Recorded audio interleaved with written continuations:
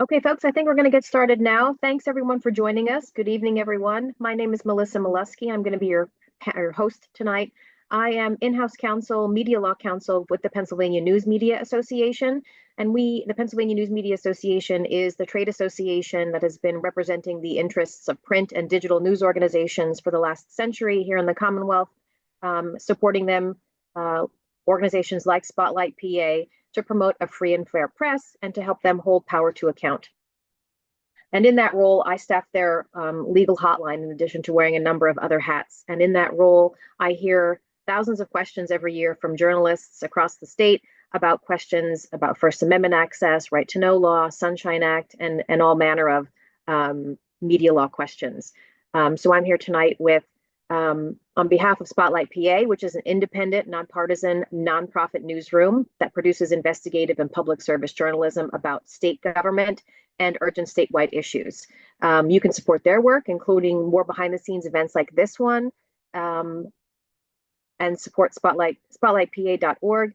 That's spotlightpa.org. Before we get started, I just want to say a few housekeeping items. Tonight's event is going to be recorded and it will be posted on the Spotlight PA website tomorrow for those who couldn't join tonight. Thank you to everyone who submitted questions in advance. I appreciate that very much. If you'd like to submit a question during the event, you can do so in the Q&A section at the bottom of your screen, and we will try to get to as many of your questions as possible towards the end of our talk tonight. So tonight we're going to be discussing how Spotlight PA, the Butler Eagle, and ProPublica found systematic weaknesses in Secret Service protections. The investigation focused on a July shooting at the Donald Trump rally in Butler County, which killed one man and injured three others, including the now president-elect. The shooting has been called one of the largest security failures in 40 years and led to the resignation of the Secret Service director, a congressional investigation, and questions from lawmakers as to how this could have happened. Tonight, I'm joined by Spotlight PA's Danielle Ohl and Tracy Liturgy of the Butler Eagle, who both covered the shooting. And I'm going to, could you both tell us a little bit about yourselves and your reporting and what you do for your news organizations? And Danielle, I'll start with you. Sure. Thank you, Melissa, and thank you everybody for your interest in our reporting. I'm Danielle Ohl. I am the justice reporter for Spotlight PA, so I cover the justice system here in the state, meaning the prisons, the state police, and any kind of law enforcement or court-related processes. So this kind of fell squarely in our lap here in Pennsylvania. Thanks, Tracy. Hello. Yes, thank you everyone for joining us. I'm here on behalf of the Butler Eagle. I am the assignment editor for our newsroom.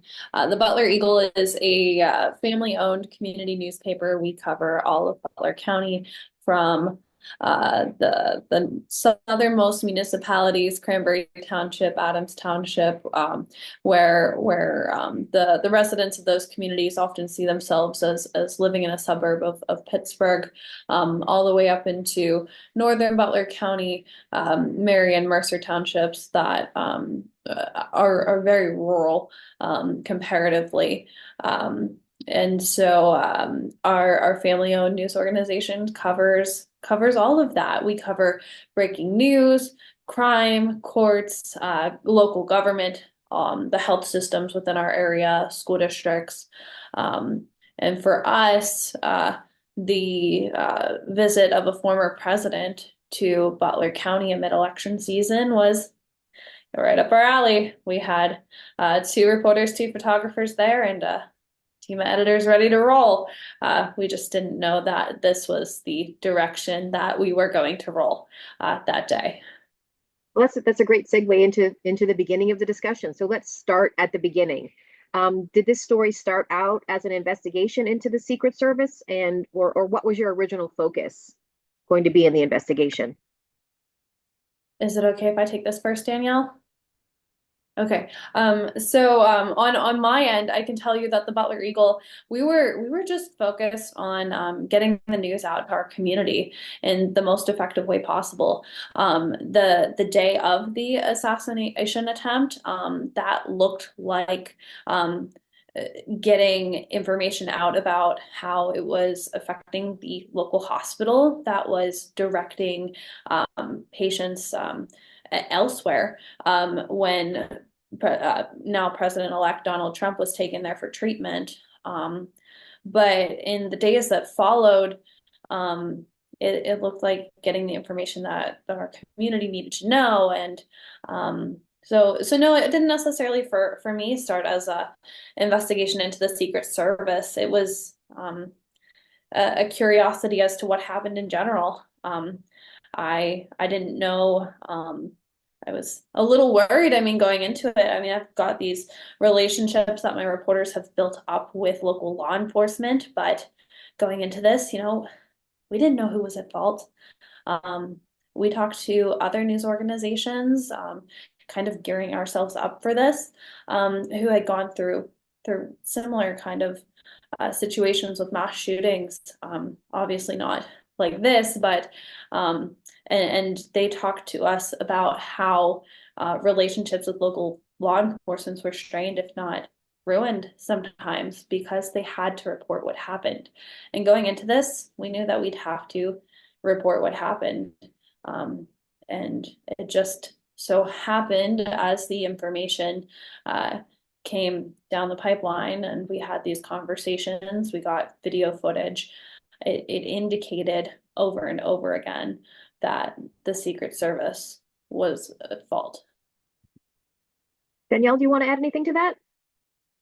No, I mean, I think that's exactly right. We Spotlight got involved initially just as a support for Butler, the Eagle. We wanted to kind of offer our reporters and editors as like a helping hand, given how big these kinds of things can get. And like, especially, I mean, the Eagle is a fantastic newsroom, but like I myself come from a smaller newsroom, and when stuff like this happens, it's all hands on deck, even though there sometimes aren't enough hands. So we reached out just kind of as a, hey, do you need us? And if so, what can we do?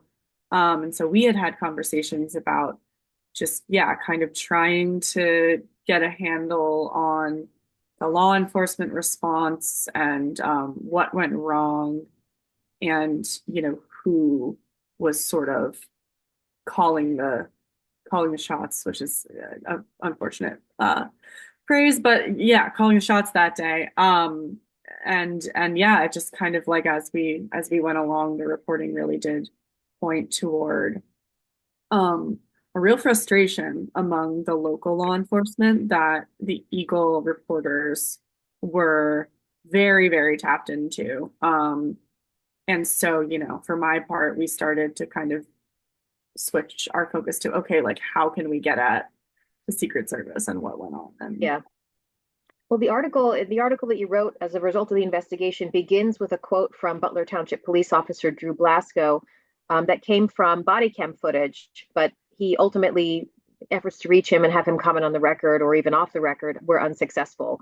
The Secret Service also did not respond to any questions. Can you tell us a little bit about your approach to talking to law enforcement and how you continued your investigation without their input? Yeah, Danielle, you or me? Okay.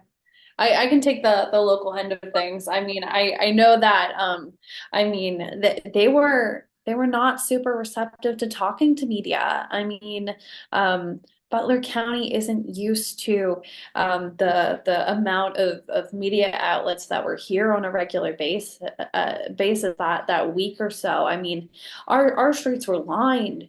The area around the farm show grounds was just packed full. Hotels in the area booked up, impossible to find a spot. Like, I mean, the amount of requests that people were getting, I mean, they weren't used to that.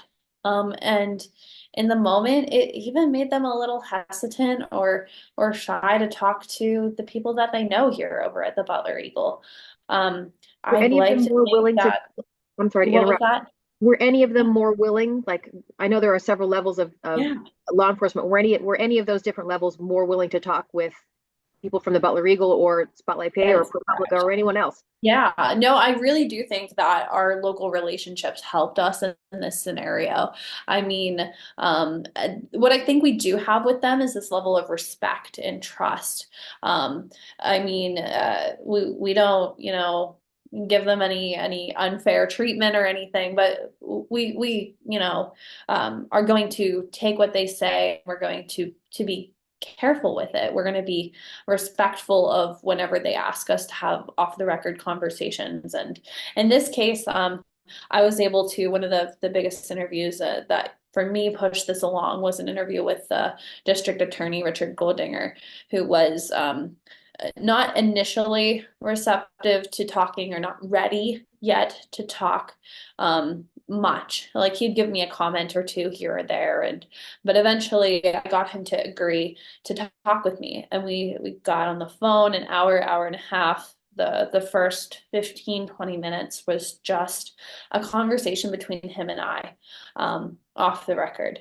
And then we got to the point where we went on the record, and that's where I was able to get some information that the Butler Eagle initially put out on July 31st. But then we also were able to pass on to Spotlight because we, in the moment, I mean, we're the paper here. We're just trying to get this information out as fast as possible, and that's where, I mean, working with Danielle was super valuable because we were just trying to get to the next day. But yeah, in my case, that interview with Richard Goldinger, huge. And the other interviews with other law enforcement, they sometimes took a minute as well. I'd say the sheriff, Mike Sloop, was receptive pretty early on to conversations with us, and that helped push things along as well. How did you guys identify Officer Blasco without his cooperation? Yeah, so I mean that really was purely from video footage. Pretty early on, one of the things that I volunteered to help with while the Eagle folks were on the ground every day having all these conversations, both on and off the record, was records requests, and a lot of them. I filed a lot of records requests, including, and I think we're going to get into this, but those that are under the right to know law, which is for most public records, and then there's a separate law here in Pennsylvania called Act 22 of 2017, I think. Yes, 2017. I got it. Act 22 2017 that specifically covers audio, video recordings by law enforcement. And I will say it is a very restrictive law. Up until this incident and this request, I had never been successful in using Act 22 because it has a very short time period in which you can request body camera footage. You have to do your request within 60 days of the incident. So like if you're reporting on something that happened 2 years ago, you are out of luck. But luckily in this case, we knew that we were covering it, and I was able to get those requests in the mail pretty quickly. Really kind of just cast a wide net and said, all right, here are all of the possible law enforcement agencies that we think could have been involved, that the Eagles reporting indicated had been involved. And lo and behold, all of a sudden, about, what was it, like almost a month later, a few weeks later, all of a sudden in our inbox, we got an email from Butler Township that was like, here's all the body camera footage. And I will say they had originally said no. And then I think they changed their mind as things started to get so confusing in the press and the congressional investigations. Like, I think they wanted that transparency. So Officer Blasco is one of the ones whose footage is the most interesting, in my opinion, because he really is angry at the lack of just preparation and the failure to listen by the Secret Service to the local law enforcement. And he is like, I told them. And what's kind of a little trippy about the footage is that it is taken, there are, I want to say like maybe like 12 videos or something like that. And they're from different people, but they capture the same thing. And so you can see different angles. And we were able to kind of verify from the different angles, his name, what he looked like, that it was in fact him, and then go over to the Butler Township Police Department page and see, okay, there is a Blasco. It is him. I called him many times, but I did not hear back. And he never responded even after you said, even after they released the videos and you were able to say this is him. Although I will say after this came out, he was subpoenaed by the congressional committee, and I believe he did testify. Okay. Tracy, anything to add to that?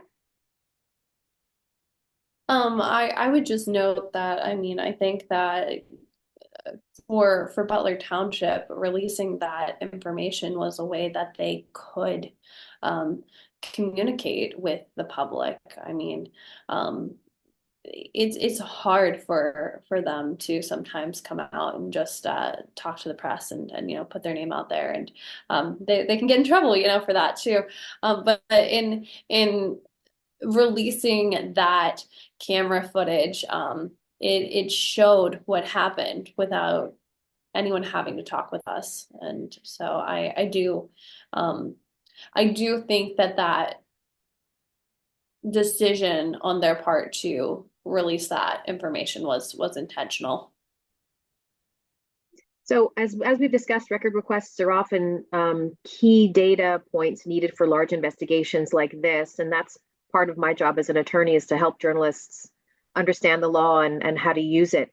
How did you decide which records you'd need for the story? And can you walk us through how you made those requests from law enforcement and other officials? Yeah, so like I said, we had an idea early in the reporting that we really just wanted to get a sense of like what goes into an event like this, what law enforcement agencies are involved, how many are they pulled from the surrounding area, what is their responsibility.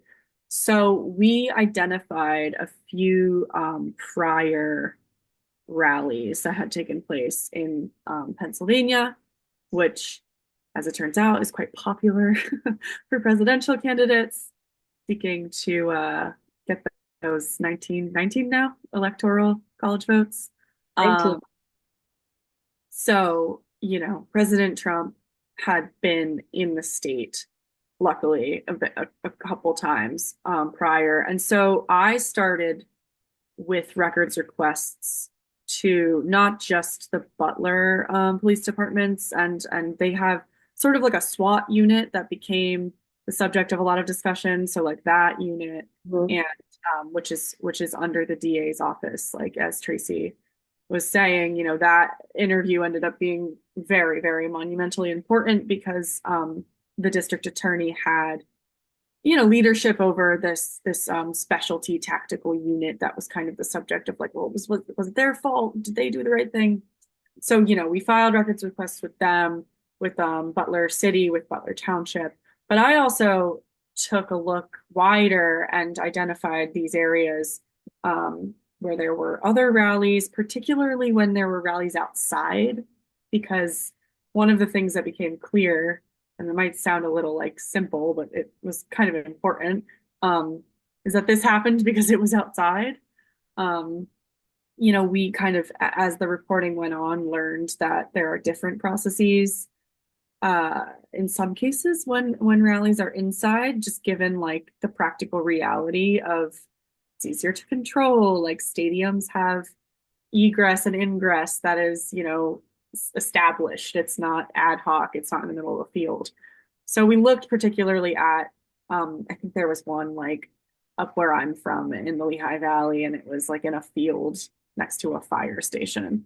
So I was reaching out to like the Whitehall Police Department and the Schnecksville Police Department, and just filing requests with those entities to just kind of see if we could get any information. And I don't know if any of those requests were actually all that helpful, but they did kind of start conversations. And yeah, that's other than that, I think it was mostly the body cam footage. I don't know if Tracy, do you you want to add anything about the record requests? I'd just say over here at the Butler Eagle, we were, while she was doing that on a wide scale, we were super hyper local focused, looking at county and local law enforcement. We did get some good stuff back from the county and in regards to the interactions between elected officials leading up to this. Um, and so we did some reporting around that as well. That didn't factor into this, but it helped inform how we continued the story as we went along. Tracy, And you for are reminding me. I did file also, I think, a records request with the state police because they're always providing support. And it didn't necessarily make it into the story, but it was kind of useful to like confirm what we knew. I got communications between state police and the Secret Service for not just the Butler rally, but other rallies. And what was interesting, I don't think this made it into the story, but one of those, um, it was funny because they were like discussing a photo op with the former president. Um, and it was like, okay, guys, maybe we should have had a little bit more focus on the actual security around the man. Let's make sure he doesn't die. So, yeah. So for those of you out there that aren't journalists and are listening in, I just want to say the Right to Know law and Act 22 are the two primary laws that these ladies and others use to investigate this story. And they apply to everyone in Pennsylvania. Anyone in Pennsylvania can make a Right to Know law request. Anyone in Pennsylvania can make an Act 22 request. You do have to understand the basics of how those laws work in order to make a request, but the law doesn't give journalists any kind of special rights that are superior to every other citizen in the state. So just know that the Right to Know law and Act 22 are transparency laws that are applicable statewide. Um, Journalists just happen to use them more often than non-journalists. We can use them because the public can use them, not the other way around. Exactly, exactly. The press generally stands in the shoes of the public that they serve. They don't have rights superior to, but equal to the public that they serve. You analyze data from hundreds of other rallies. Can you walk us through that process? Like, how did you collect that data and what did it reveal? We sure did. Um, yes, and I have to give a huge shout out to my editor, investigations editor at Spotlight PA, Matt Dempsey, because I started this process and I was just like, Matt, like you need to take it over because I'm doing other stuff.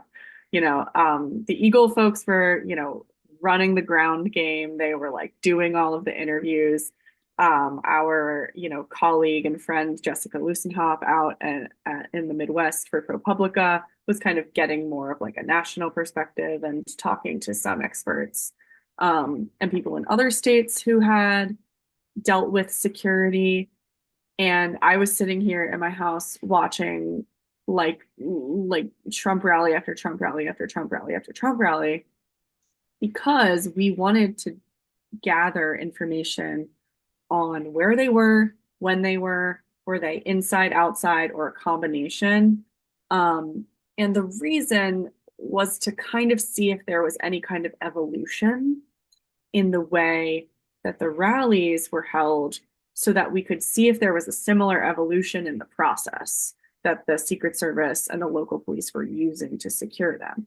And while we did find that there was an evolution in the way the rallies were held, there was not a similar evolution in the way that the security was handled, which ended up having near fatal, fatal for, civilians and near fatal consequences for former and future President Trump. So that was really, really important. But like, I think sometimes when people think, oh, they like obtained data, this was literally like we watched C-SPAN footage of, I think, every Trump rally from like his after 2016, after he won to present, just to kind of see like, do these things always happen the same way? And what we found was, initially there were a lot of indoor rallies and arenas. When he became president, he gained access to the military, in addition to the Secret Service, which made it easier to use airports, which Tracy can tell you is what they did when he was in Butler last time. So it's a lot more of a, it's just a lot more secure. It's a different security game when you're at an airport because it's like one way in, one way out. A lot of times they were using a hangar that would be open to one side, but again, that provides a lot of like, you know, I don't know what they would call it in the military, but there's a roof, which is gonna, prevent a sniper from at least one direction.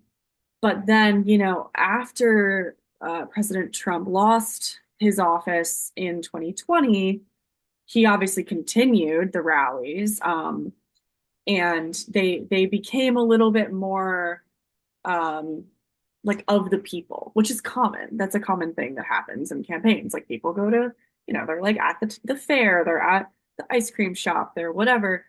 But like the process behind the scenes was very much the same.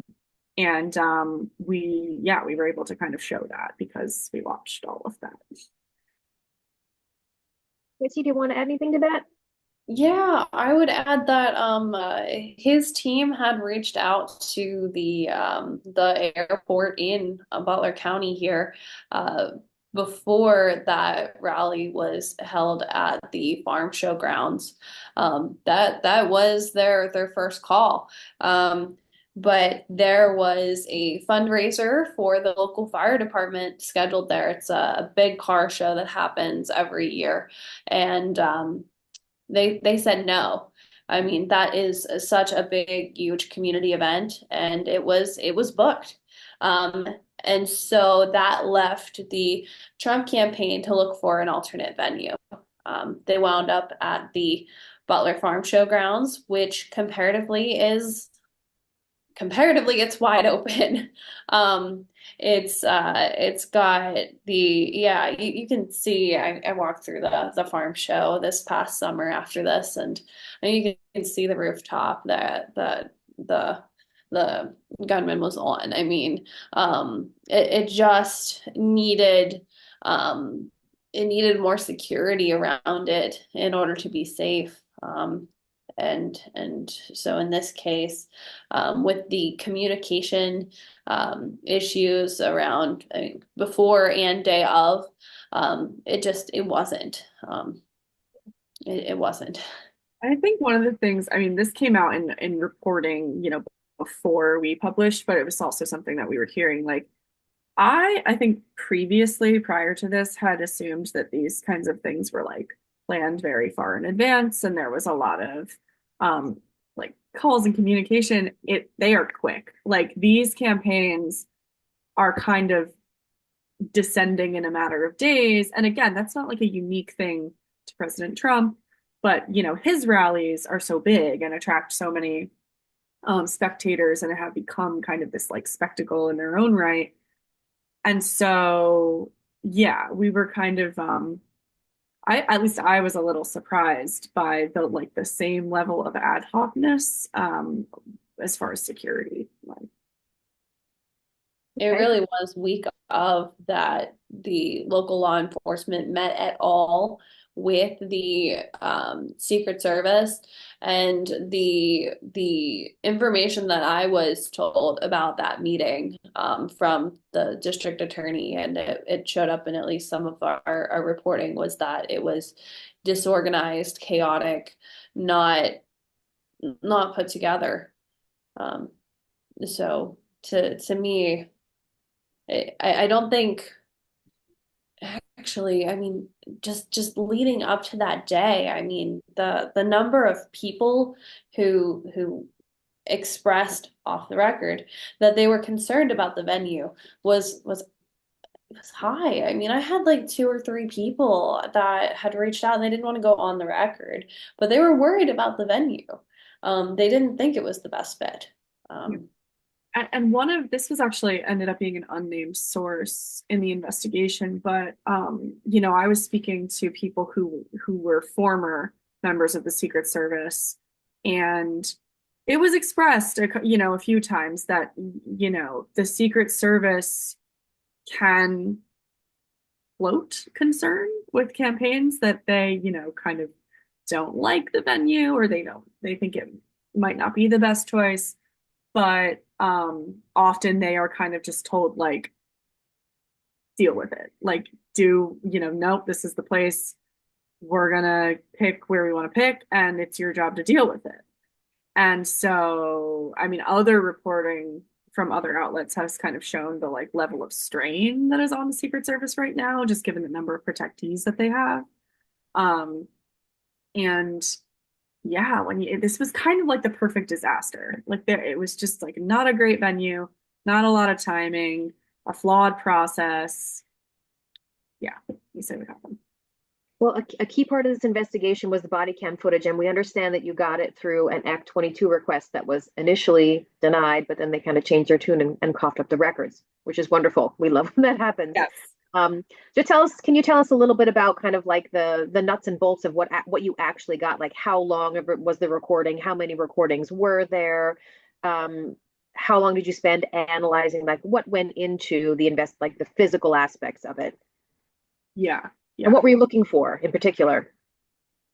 Yeah. So, like I said, I want to say it was about 12 videos, something like that, like 12 to 15. I think it was 12 or 13. Okay. Okay. That sounds right. It was videos all from Butler Township Police Department. And I want to say it was about like 4 or 5 individuals who were stationed at different points around the ARG building, which is where the shooter took aim from. And some of it was body camera footage and some of it was dash cam footage. Some of it was like, I think the longest one was maybe like 40 something minutes. And some of them were quite short. But what we were really looking for was kind of a timeline. Obviously that is helpful. There was a lot of reporting already by the time we published about the timeline, but like it's always good to have, the primary documents. But more than that, I think we really wanted to see if there was any frustration or anything expressed in the videos, excuse me, that police officers wouldn't necessarily say to us, or like if there were Secret Service members visible, like what were they doing? What were they saying?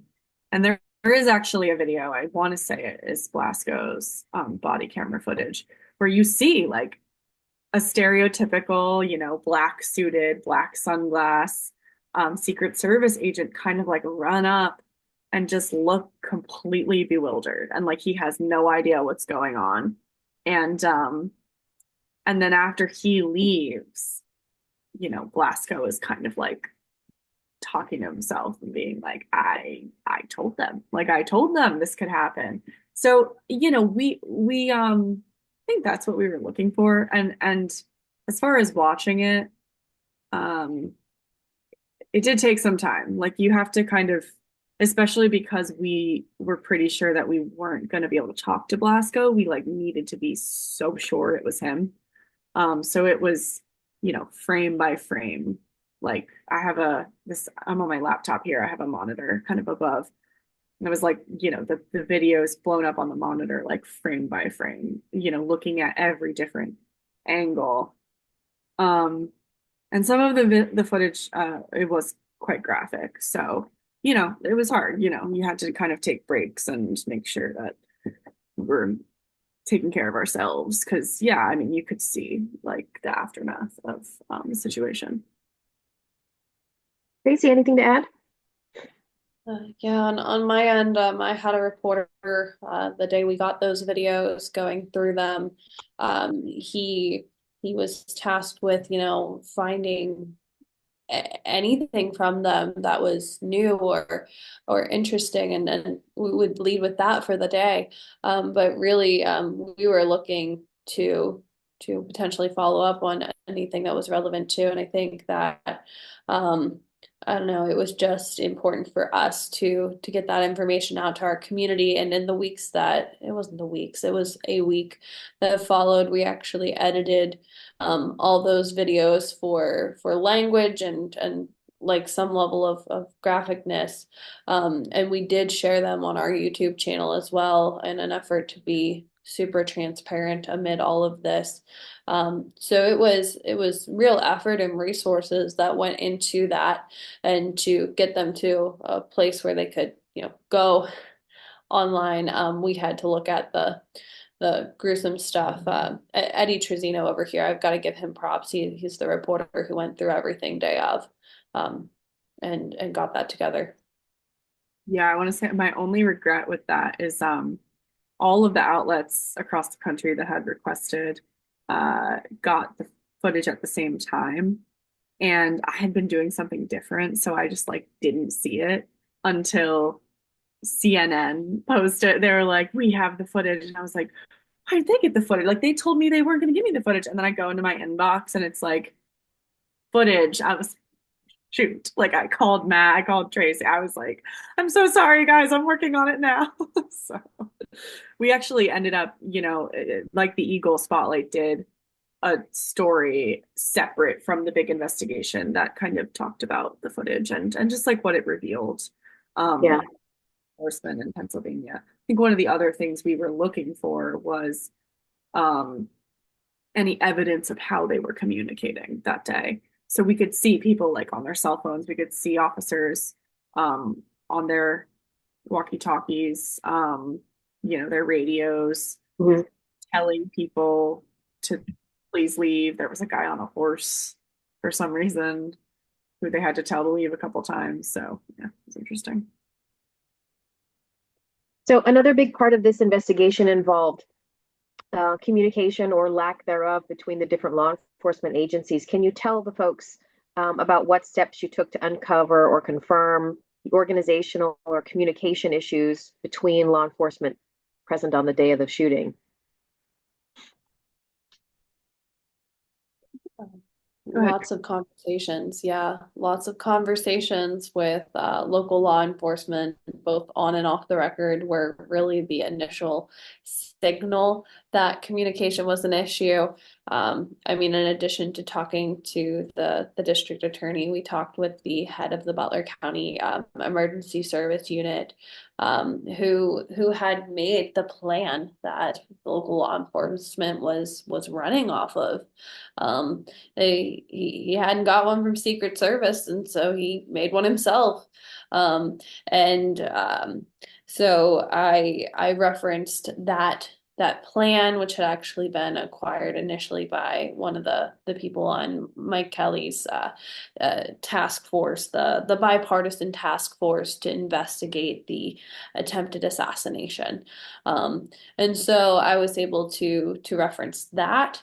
Um, and and that kind of information led us to have more conversations again with uh, and ask follow-up questions about what that communication looked like. And that's really where we learned things like the fact that there were radios that local law enforcement had sat out, and they weren't picked up by Secret Service. There was no way for them to communicate easily with each other.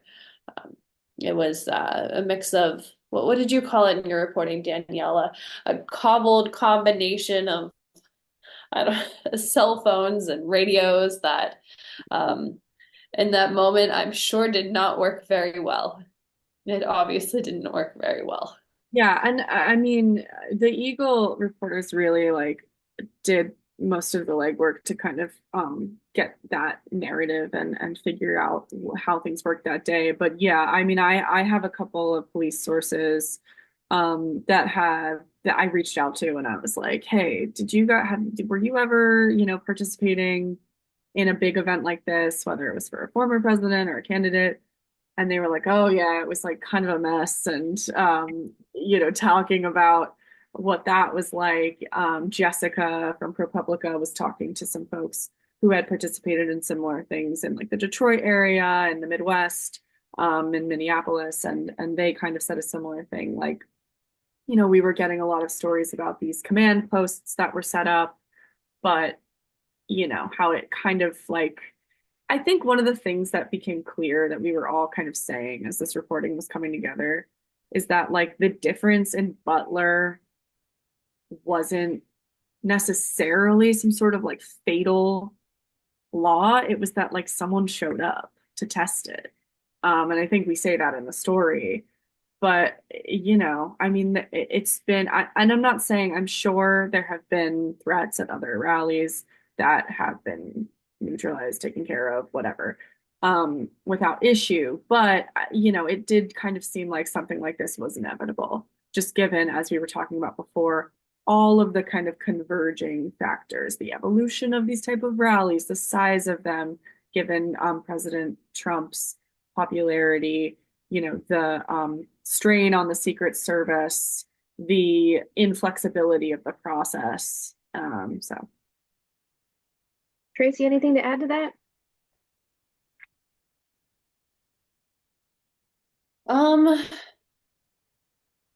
I mean, just again, it was in this case just talking with those local officials and looking at those reports that came out from that bipartisan task force, I think, um, that got us there.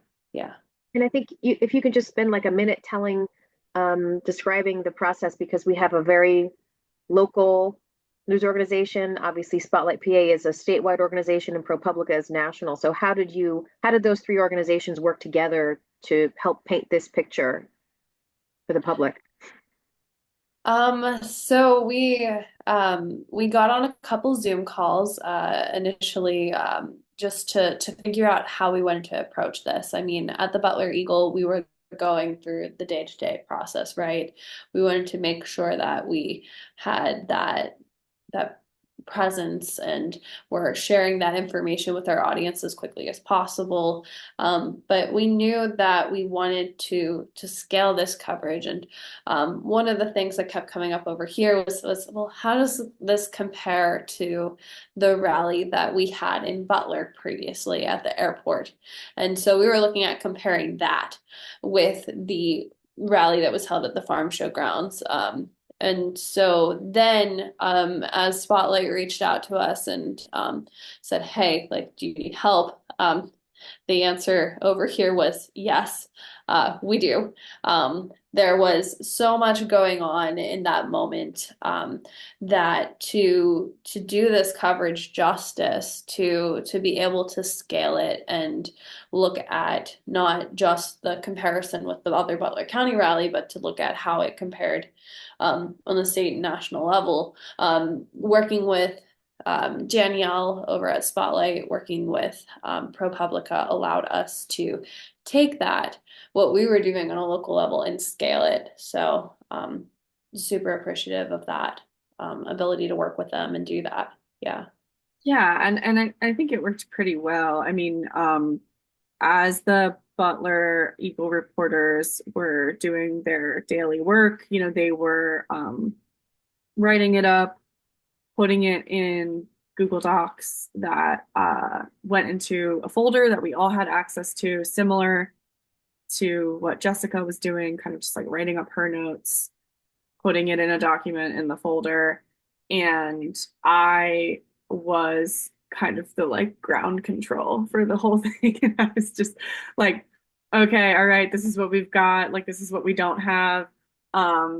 And took pieces of, what they had written and what they had reported and kind of put it all together in the story that we ended up publishing. So, shout out to Google Drive.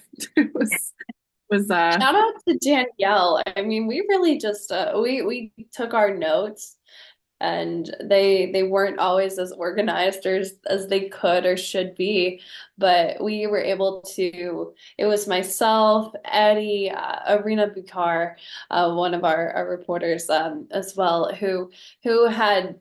I mean, we had all of this information, but not always the time to organize it for this larger story. And so Danielle was really able to do that for us. yeah, it was really great reporting. I was just like, all right, let me get all this clay. And I kind of Right. Yeah, we got the staff, but Yes. then organizing it was Danielle. Yeah. Well, that's great. So now that the investigation was published over 3 months ago, can you tell us a little bit about the impact that you've noticed or seen as a result? Sure. I mean, I would be curious actually because I don't know what it's been like in Butler. I know like I don't know that anything is happening at the state level because again, like the state police were kind of involved but not like necessarily in charge. I do know that Officer Blasco was called to testify in front of the congressional committee. So that was, certainly interesting. But yeah, I mean, is there I'm sure there's more. Well, and then President Trump visited Butler again, right? Yep. Yeah. Did come back to Butler, which and actually the same venue as at that as well. So I mean, there's that impact, of course, too. You know, the way that they responded and put together the second rally comparative to the first. I mean, I won't say whether, or not it was safe necessarily. But I would say it was different than the first time. There was better communication. There was a wall built out of some crates that kept like from sight lines more so than anything else. And I think that that was important going into the second one and did make a difference. There was, yeah, the communication that I heard from those sources and local law enforcement. Again, this time they felt better going into it as well. The thing I really wanted to note here as well was in the days that followed July 13th, the city of Butler, which by the way is not where the Butler Farm Show grounds is, had really nothing to do with this at all. Along with some other locations like the sheriff's office had received threats, calls galore, and people were mad. They were angry. They called up the city and said, "You failed to keep the president safe." And that I think was hard for these local officials who one, I mean, they in the case of the Butler County ESU had volunteered their time to be there. And so it was hard to get this negative feedback coming from not only around Butler County or the state, but the world was looking our way and placing a lot of blame initially on those local officers and just local officials in general. So I think that it was important to them to to to get that feedback that they weren't like at fault here. They had put their best foot forward. They had tried to communicate and even, here are some radios. Please, communicate with us. Here is a plan that I have made in a PowerPoint. Like we're gonna try to follow it. Here is my concern about a building where I think that somebody could hop up and shoot at the former president. And so I think that it really validated their feelings. The but but Butler County is still healing. Where it's going to be a process yet. I mean, this was traumatic for our community. I would say I've seen a couple headlines that or leads to stories that indicate that what happened in Butler was a near tragedy. It wasn't a near tragedy. We had a local guy die. A Butler County man, a Buffalo Township firefighter, a dad, a husband, Corey Comparator. He died, and the community is still healing from that. in I mean, we're seeing that the community has really rallied around his wife, but recently, actually, just within the past month, they put up Christmas lights. Somebody volunteered to put up Christmas lights at her house. So we've seen that kind of stuff happen. But man, I think that whole event, it just really speaks to the need for more civil conversations to be happening because they're not always happening. They're not happening on a national or state level, but they're also not happening on a local level. And we take a lot of uh, we as a newspaper really want to address that right now. So I'm going to hop into, thank you both for that. I'm going to hop into some questions from people out watching us. And here's one that says, in my limited experience, in order to attend a rally for a candidate, you had to be vetted by the campaign and then run through security similar to what you would experience at an airport. In those experiences, this person was inside. Did you learn anything about how or if people were vetted to enter this outdoor rally space? And in comparing this event with other events, did you notice that there was more, less, or the same security procedures and personnel available as you looked at all of those other rallies that had taken place? I can tell you that my team spoke with numerous people who attended the event, and uh, particularly the first time really stands out to me. We had people tell us, well, I wasn't supposed to bring this in, but I did, and yeah, so that whole list of I remember it was like a laundry list. It was long of things that you couldn't bring into the rally. Yeah, people brought them in. And oh man, even the second time, the thing that stands out to me is that I mean, I saw on Facebook that there was a drone still up above the event.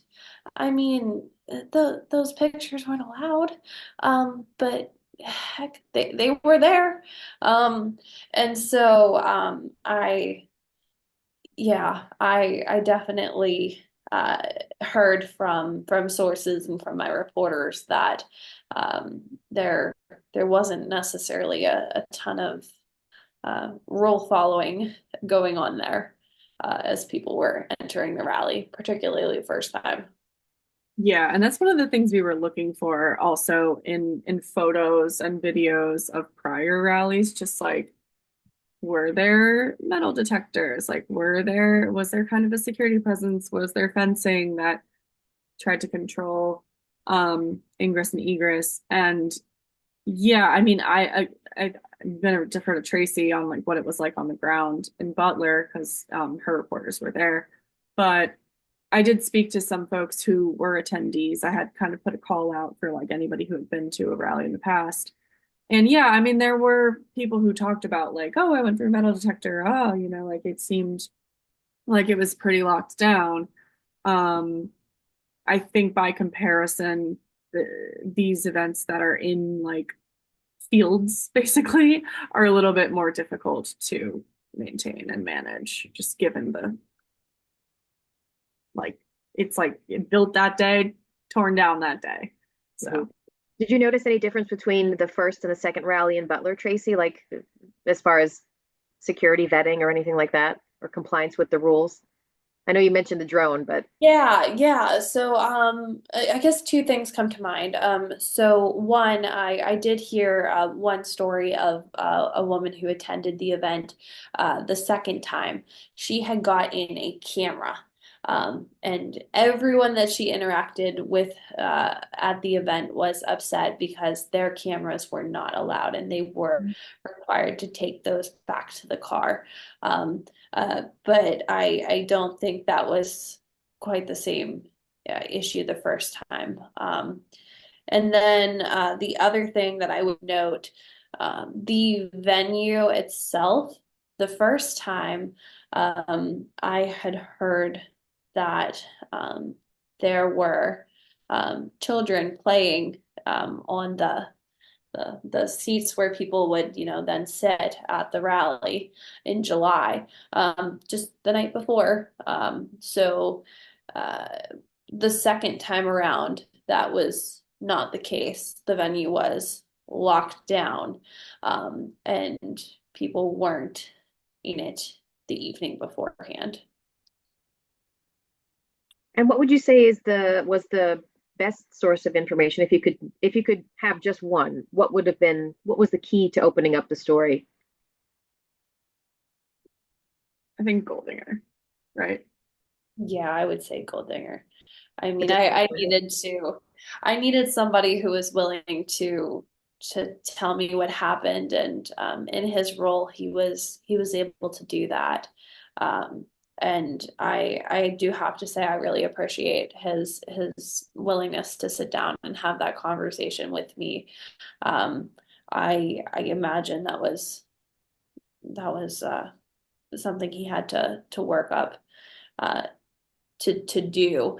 And he was able to then connect us with Ed Lenz of the ESU for Butler County. I don't know that any of us had a relationship with Ed that would have convinced him to talk with us and tell that story. Mhm. Um, but yeah, And yeah, I imagine that was it. with so many news organizations descending on Butler, um, it was important for local officials. Do you think it was important for local officials to already have an existing relationship with your folks in Butler who have been on the ground for 150 years, serving the community? Do you think that helped you kind of edge out some of the other maybe national folks? I do. I mean, my staff works hard every day um, to hold people accountable in the right way. We want to not, scare people, but rather just, we want to hold them accountable, and we want to earn their respect and have them know that we're going to report on things in a way that if they do something great, we'll tell the community that they did something great. But if something's going awry, we're gonna let people know that too. But we're going to approach it in a way that we get both sides. I have a sign right above my desk that says that.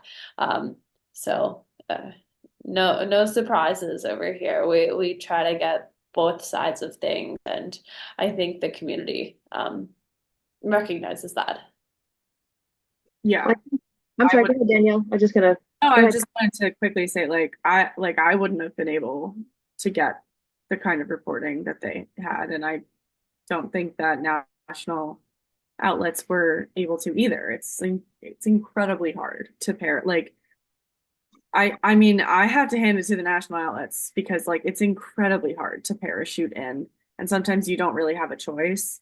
Um, but yeah, I mean, that is why we approached the Eagle instead of being like, oh, we'll do our own story. I didn't want to touch this thing.